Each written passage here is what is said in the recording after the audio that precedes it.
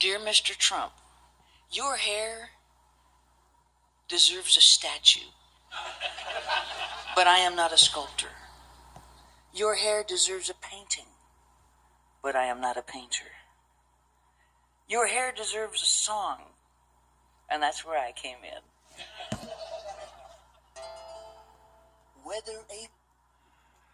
Hello, ladies and gentlemen. I hope your weekend has been great. We'll close this out with Casey Jones. Yes, we lost Casey Jones this past year, but what a remarkable talent she was.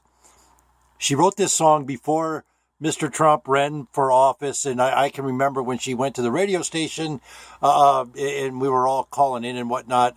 But I remember talking, we were all saying, it's the Donald, it's this, it's that. He can't buy this kind of advertising and whatnot. And guess what? Now it's President Trump, and I kind of like, for a change, seeing somebody who ran for a political office. I kind of laugh. I'm not saying this in jest or anything, but I think the reason Mr. Trump really has everybody pissed off, nobody's used to somebody actually standing behind their word. And I don't know, if you think about it, ladies and gentlemen, when it comes right down to it, the only thing you got in life is your word. And hey, all of a sudden we have a president that has decided that along with his word, he's going to keep it because it shows his integrity, his character, and we can go on and on and on and on. But it is kind of amusing to see Mr. Trump do what he said he was going to do, and everybody get upset and pissed off about it, like, you didn't tell us this. Well, yeah, he did. He did say he was going to do it. And I really wish everybody would quit saying a Muslim ban. It's not a Muslim ban. It's just some thing about refugees that come from a weird country that Obama's administration said those countries were bad anyway. So, anyways, let's talk property preservation. Let's talk the latest scandal. As long as we're going to talk scandal, you do have Alliday LLC live. We are up here. Got the coffee going here, ladies and gentlemen, up here at the Wynema Ranch. Got one of my little Hemingway 45 candles, little candle lights there. We do have those for sale too, ladies and gentlemen. And of course, all those kind of proceeds help keep me alive right now. So, shameless self-promotion plug, if you will. Hey, the big thing in property preservation right now is SecureView, InvisiView, or InvisiBoard. InvisiBoard. Now, Foreclosurepedia is reporting, holy Toledo, this is very, very interesting. Before I go any further, ladies and gentlemen, this will probably be a couple segments, but this segment of Alliday LLC Property Preservation is brought to you by Foothill Feed and Mercantile, your non-GMO pet food company in South Reno, Nevada. Give them a call, get a hold of Shannon, tell her I said to say hi, or I said hello, and that she will get you squared away if you need non-GMO feed for your animals. Foothill Mercantile, or Foothill Feed and Mercantile. Boy, I'm a terrible, I'm multitasking if you haven't figured that out, folks. But let me pull something up here real quick. Foreclosurepedia reporting that NAMFS kind of stuck it in trying to do something, which, okay, you know what? I got to kind of give kudos to NAMFS. You guys know I'm not an Eric Miller fan. But I kind of got to give kudos here. They did something for the betterment of the industry, if you will. Let's get a spec on this clear boarding, as they're calling it. And let's make no mistake about this. Well, we'll get to this in just a minute, but let me finish with NAMFS here. They went out and had some testing done and whatnot, and it was determined that 3/16 is the thickness that is appropriate to use for most residential window board ups. And oh golly gee whiz, Mr. Klein at Safeguard Properties. And I don't know who the nitwits are down there in at Cyprix. I don't really know. You know, this vermin company has slid under the radar. They cheat contractors. They actually commit insurance fraud, ladies and gentlemen. They take money from contractors regardless. If they, okay, in some places in the United States of America, you can be what they call a sole proprietor in business for yourself. You don't have to carry workman's comp. They charge you even if you don't carry workman's comp. Cyprix charges you a percentage, yet they don't provide workman's comp. That's stealing. That's insurance fraud. It's all, I don't know what it is, but that is taking money under false pretenses, ladies and gentlemen, because they're telling you, we're taking this because you don't have.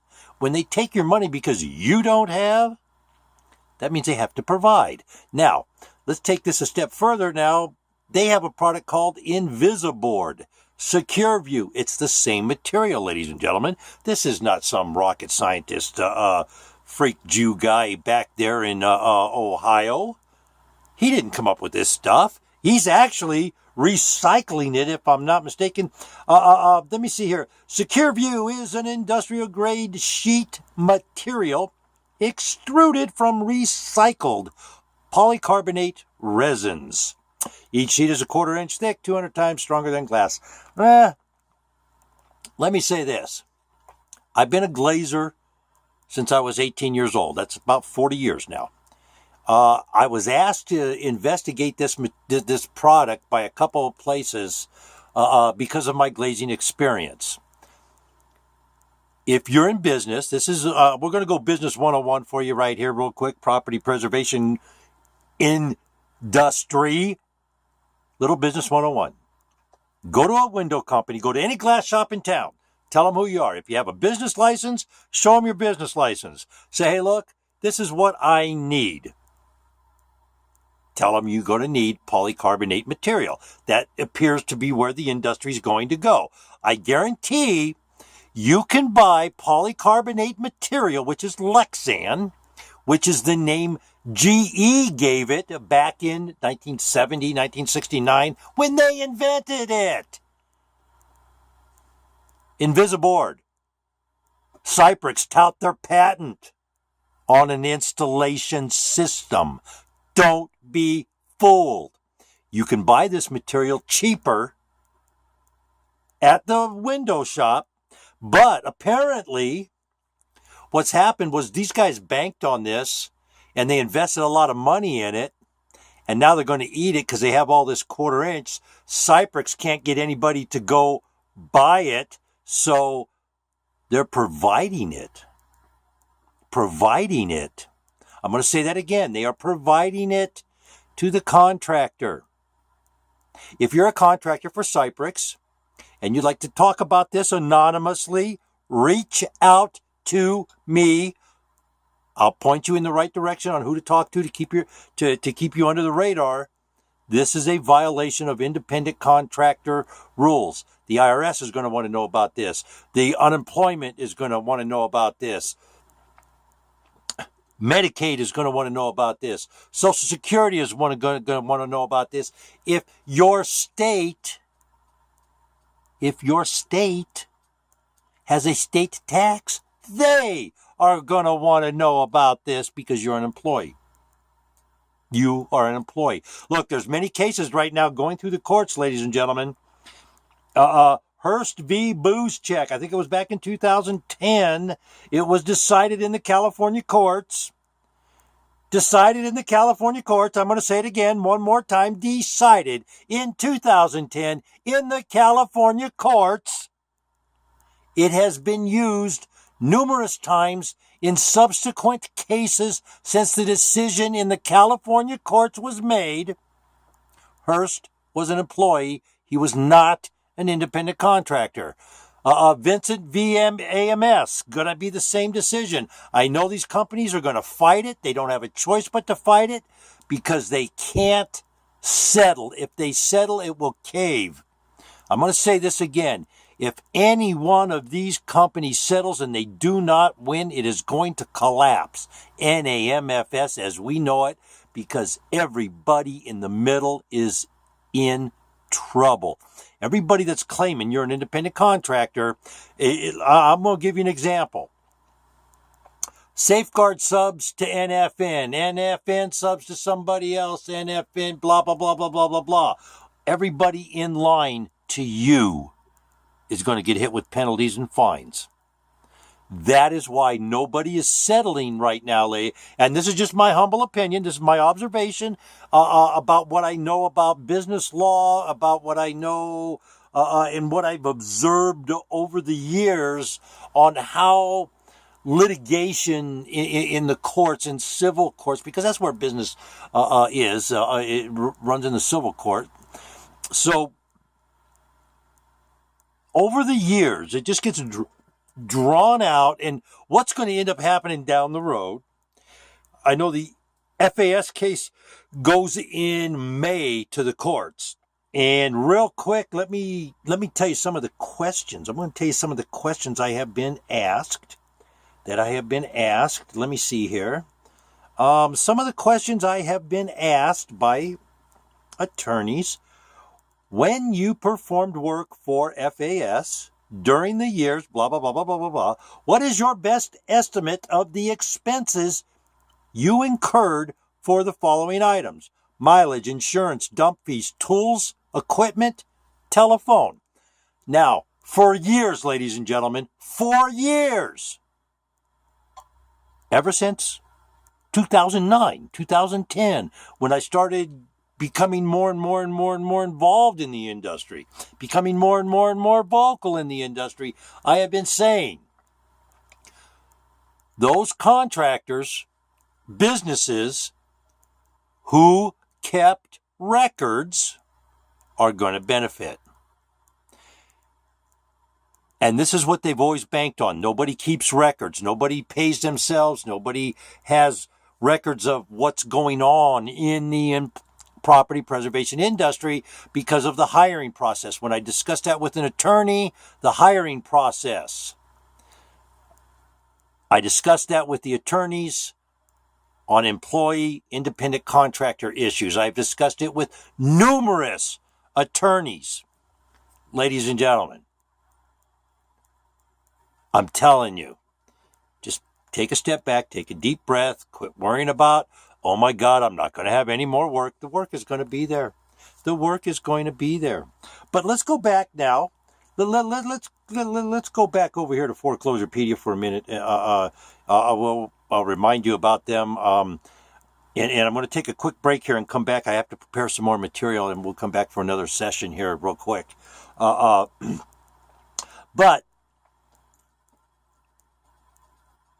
anybody out there that has experience with SecureView, I will keep you anonymous. I just want to talk to you about your experience with it, what is going on with it. If you have experience with Invisiboard, please contact me. We're going to take a little pause for just a minute here, ladies and gentlemen. I got to get another cup of coffee here, but we'll be right back in just about a minute, okay? We are back, ladies and gentlemen. Hey, before we get out of here and move on to some happy news, we got to do the watch list. Yes, Hope Gamble. Yes, Dave Edwards. Yes, Cassandra Byrne. They are still on the watch list. They're still trying to defraud people, still trying to scam on people. But I do have another company that I have to take a look at here. Let me what's the name of this company? They are Loaning Hub. Loaning Hub Public Relations. They bill themselves as an American company, and the work is actually going to India. If you're doing the processing thing, please check with your clients because that information may not be able to leave the United States of America legally. So, and even though it's on wire, you're not going anywhere. It does leave and come back. So, something to think about if you're using a processing company that sends that is outside of the United States of America. But that company there, Loaning Hub, they're on the watch list because they're being very, very, very deceptive. NFN on the watch list. NFR on the watch list. 2 calls came in this week. NFN, a guy in Ohio, 140,000. A young lady out here in California, $22,000. Just 2 phone calls, ladies and gentlemen, $160,000 to 2 people. Think about that. If you got contracts with them, you got to reel them in. Birdsey was another one. They're running Altisource work. Altisource not checking them, so be very, very, very careful. Start leaning properties. Quit messing with these people. Just lean a property. Don't even think about it. Don't even think about it. Don't even think about it. This section of this segment of property preservation news you can use, brought to you by foreclosurepedia.org. That's foreclosurepedia.org. You're up to the minute. Investigative reporting on the ills of the National Association of Mortgage Field Services, or as I call them, National Association of Management for Stealing. That's right, ladies and gentlemen. Foreclosurepedia.org. That is foreclosurepedia.org. Your property preservation news. Fraud alerts up to the minute. This segment also brought to you by Brett Douglas, Team Ironclad. Yes, Team Ironclad back in the news. We'll get to that in just a minute. Up there in Richmond, Virginia, women to work, women to work. That's right, women to work. You got property maintenance needs, property management needs. Get a hold of Kim Savage, Women to Work, Richmond, Virginia area. You will not be sorry. Let's talk about FAST. FAST, that's right, the Florida Association of Service Technicians. Brett Douglas back in the news talking about an event coming up in March. March, ladies and gentlemen. There is also some scuttlebutt. There may be another event going on, and it's just scuttlebutt. I'm not sure the extent yet, but as soon as dates are out, there will be, the trumpets will blast. Guarantee it. But there may be something else going on, and it might be a joint venture. I don't know, but there's a good chance the scuttlebutt is pretty good that there's going to be another event going on for labor, that it will knock the industry for a loop. I'm going to say that again. Another event for labor that will knock the industry for a loop. And if I'm not mistaken, I'm hoping, I'm keeping the fingers crossed that not only will it knock the industry for a loop, but perhaps, just perhaps, mind you, labor will wake up. In closing, ladies and gentlemen, Alladay LLC on Etsy. ETSY.com. Search for Alladay LLC. You'll find the storefront there, ladies and gentlemen. That is kind of one of the directions that Alladay LLC is going this year. We're going to do a little bit of e-commerce, as they say, get into the agritourism and help people develop that, do some consultations. I'm still going to make dirt. I'm still going to be the organic guru, if you will. You can bet on that.